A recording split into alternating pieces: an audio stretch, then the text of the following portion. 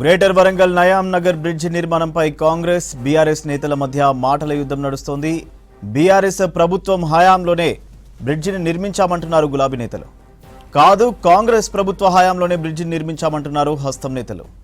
BRS నిధులు ఎప్పుడు మంజూరు చేసిందో చెప్పాలని డిమాండ్ చేస్తున్నారు ఎమ్మెల్యే నాయని రాజేందర్ రెడ్డి. దమ్ముంటే బ్రిడ్జి దగ్గరకు చర్చకు రావాలని సవాల్ విసిరారు. రాజేందర్ రెడ్డి సవాల్తో బ్రిడ్జి పరిసరాల్లో పరిస్థితి ఉద్రిక్తంగా మారింది. ముందు జాగ్రత్తగా భారీగా పోలీసులు మోహరించారు.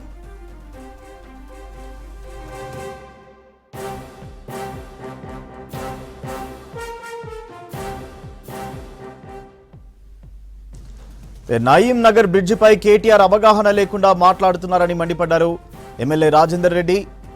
మాటల గారడితో మభ్యపెడుతున్నారన్నారు. నయీం నగర్ బ్రిడ్జి ఎవరు నిర్మించారో తెలియదా అని ప్రశ్నించారు. బీఆర్ఎస్ ప్రతిపాదనలు పెట్టగానే సరిపోతుందా అని మండిపడ్డారు ఎమ్మెల్యే రాజేందర్ రెడ్డి.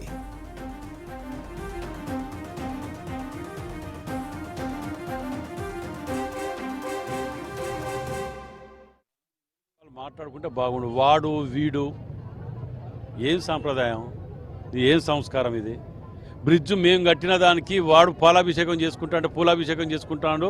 మీరు ఏం చేస్తున్నారు? మనం చేయించినాం కదా, మనం కట్టినాం కదా. 300 కోట్ల రూపాయలు పట్టుకొచ్చి మనం ఇది కట్టి అది కట్టి అన్నీ చేస్తే వాడు పాలాభిషేకం చేసుకుంటాడు అని మాట వాడు వీడు మాట్లాడటం. నేను అందుకే అంటున్నా, నువ్వు కట్టిన వాడివైతే నయీంనగర్ బ్రిడ్జ్ కాడికి ఆదివారం రోజు రా, నేను వస్తా. ఒక్కడు చెప్పినా నువ్వు కట్టినవన్నీ నేను రాజీనామా చేస్తా అని చెప్పిన. నేను వచ్చి ఇప్పుడు నయీంనగర్ బ్రిడ్జ్ మీద ఉన్నా. వచ్చిపోయే వాహనాలదారులను అడుగుదాం, లేదా ఇక్కడ దుకాణదారులను అడుగుదాం, ఈ వాడలున్న ప్రజలను అడుగుదాం. ఒక్కడు కనుక నేను కట్టలేదు, కేటీఆర్ వాళ్ళు, టీఆర్ఎస్, వినయ్ భాస్కర్ వాళ్ళు కట్టినరు అంటే నేను రాజీనామా చేస్తా అని చెప్పిన. మరి నేను ఇక ఆధారాలతో పట్టుకొని వచ్చిన. మీరందరూ మీ సమక్షంలో కూలగొట్టిన, మీ సమక్షంలో కట్టిన. రోజు పేపర్లలో దినం పేపర్లలో వచ్చింది. నేను కానీ, మేయర్ గారు కానీ, కలెక్టర్ గారు కానీ, కూడా చైర్మన్ కానీ, కమిషనర్ కానీ 5గురం రోజు దినం తిరిగినాం మేము కన్స్ట్రక్షన్లో. ఇంతకంటే ఇంకేం ఆధారం కావాలి? ఇది పేపర్లు వచ్చిందే కదా ఆ రోజు కూలగొట్టే రోజు. మరి నువ్వు అన్నావు కదా రా ఇక్కడికి, నీకు హారతి ఇచ్చి మంచి వాతావరణంలో కూర్చోబెడతా. ఇవన్నీ వదిలిపెట్టి మేము చేసే అభివృద్ధిని చూసి ఓర్వలేక ముఖ్యమంత్రి గారు 18 గంటలు పని చేసుకుంటూ ఒక్కొక్కరిని మమ్మల్ని ముందుకు ఉరికిస్తుంటే మీరు ఏమి అప్రిషియేట్ చేయకున్నా పర్వాలేదని ఆయన. కానీ ఈ దుకాణం ఏంది ఇది మీది? ఇంకెన్నిసార్లు మోసం చేయదలుచుకున్నారు ప్రజలని? మీరు ఇదే పని పెట్టుకొని కూర్చుంటే ప్రజలు నమ్ముతారనుకుంటున్నారు.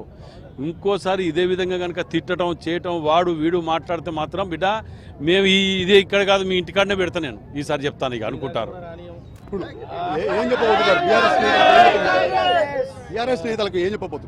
బీఆర్ఎస్ నేతలకు ఇప్పటికైనా చెప్తానా, మీదో చెడ్డీ గ్యాంగు, ఈ పద్ధతిని మార్చుకోండి. అభివృద్ధి మీద మేము సహకరిస్తుంటే సలహాలు సూచనలు ఇవ్వండి, స్వీకరిస్తాం. అంతేగాని ఈ వచ్చిరాని మాటలు మాట్లాడుకుంటా ప్రజలను తప్పుదోవ పట్టించే ప్రయత్నం చేస్తే